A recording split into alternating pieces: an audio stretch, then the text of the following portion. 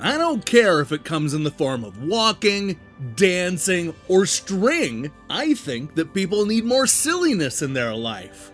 And if it's silliness you crave, then look no further than What the Car from Danish developer Triband. This is an endlessly inventive new racing game that is bursting with creativity and more car puns than you can honk a horn at. Could it actually be that this is the best game in the What the series? Find out now when I review all the absurd silliness in What the Car.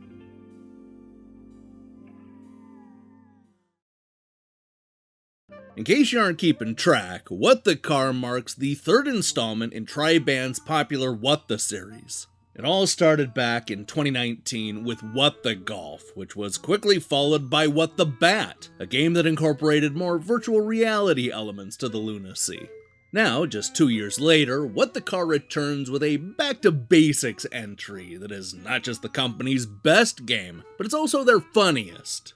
To say that this is not your typical racing game would be a gross understatement. Yes, there is a finish line and you are being timed, but reducing it down to a racing game completely misses the point. It's really more about adjusting and overcoming any absurd scenario or insane obstacle the game can throw at you. The result is madness. Utter madness. And honestly, I wouldn't have it any other way. You're gonna see what I mean from the very start, when your car literally grows legs and starts to walk around. You still with me? Now, imagine levels that play into this concept, like a stage where you have extremely long legs, or use an umbrella to float, or try to navigate tough corners while wearing high heels. This will quickly turn into themed worlds, where our car will balance on a soccer ball, or turn into a shark and swim into the deepest parts of the water. This is where the game is at its most creative. You'll start out thinking that you're going to know what to expect, only to have the developers subvert your expectation time and time and time again. Take, for example, the working world, where all the levels have some sort of job theme to them. This starts out simple enough, with a car rolling around a skyscraper on nothing more than an office chair. This eventually graduates to balancing on a coffee cup and using a couple of water coolers as a jetpack. But wait, it goes way further than that. At one point, our very sick car will propel himself backwards by sneezing. There are also bits where you get to ride on a Roomba, or fly through the air like a drone. And yes, you even get to prepare food, which has absolutely nothing to do with cars and racing. Like I said, this game is madness. And you know what? That's just scratching the surface of what you do in What the Car. There are stages where you have a really long car, while others will make your car extra wide. There's a dust storm world that turns everything into a Mad Max experience, complete with bigger cars with giant bear claws trying to run you off the road. There's even a bit where you'll need the help of a Sasquatch in order to sneak around guards. And the crazy thing is, all of this makes complete sense in the context of the game. There are 9 of these themed worlds in total, with the game hinting that more may come at a later date. We start out having access to only one, but once you complete enough levels and unlock the treasure chest, you'll earn a new bear friend who will help you open up the next set of levels. Now, you don't have to complete every stage in order to get to the next world, and you'll probably want to revisit the different levels in order to earn a golden crown by making it through the obstacle courses just a few seconds faster. What's more, every stage has a Polaroid picture collectible that is often in a hard-to-reach location. In other words, there's more than enough incentive to keep you playing long after you've raced through the 9-world campaign. But let's be honest here, the real star here is the comedy. This is a game designed to keep you laughing through both absurdity and randomness. Even when you know the theme, it's hard to guess where the game is going to take you next. This is the kind of game where you don't even blink when it throws you into the Thunderdome or mimics Frogger, because why wouldn't that happen? You either embrace the unpredictability or you get out of the car, no matter if it has human legs, gorilla arms, or is riding a giraffe skateboard.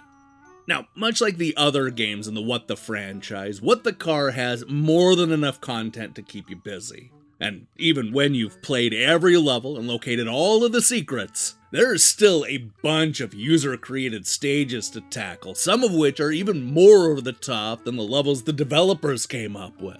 You can also create your own obstacle course and then upload it for everybody else to see. Between all the Polaroid pictures, the gold medals, the hidden areas, the in-game trophies, and all of the user-created content, there's way more than $10 worth of content in this game. This is a great deal.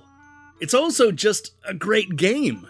In fact, without hesitation, I can confidently call What the Car one of my favorite games of this year. As a comedy game, the sequel delivers the laughs from beginning to end. It's charming and cute and endlessly inventive, and all the random variations and silly car puns worked on me. But even if you stripped all of that humor away, the game also works as a timed obstacle course. There are just so many different types of courses and levels that the racing never gets repetitive. There's something new in every single stage. The whole thing is an absolute delight and every bit as good, if not better, than the previous entries in the What the series. I'm honestly not even sure what they can do to top this one. But man, I can't wait for Triband to try.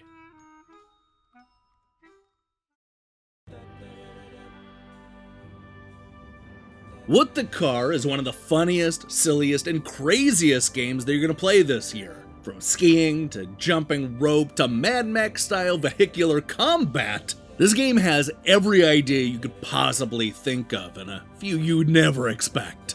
You'll never know what's coming from one stage to the next, and the theme worlds have us doing everything from kicking soccer balls to pretending to be a shark. And with hundreds of levels, tons of extras, and even a whole library of user-created stages, What the Car is a steal at only $10. This is definitely one of the best games of the year.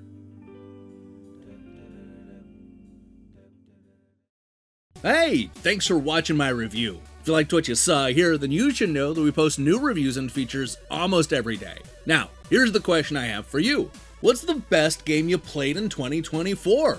Man, this is definitely going to be on my top 10 list, as is Death of a Wish. That was a real good sleeper game that everybody should seek out. Really good stuff there. Anyway, I can't wait to see your picks in the comments below. In other news, we'll be back tomorrow with a Review Crew episode. If Nintendo doesn't announce anything, don't worry, we'll just tackle the new PlayStation Plus titles that were announced this week. In the meantime, I strongly recommend you click that subscribe button and support what we're doing here. Until then.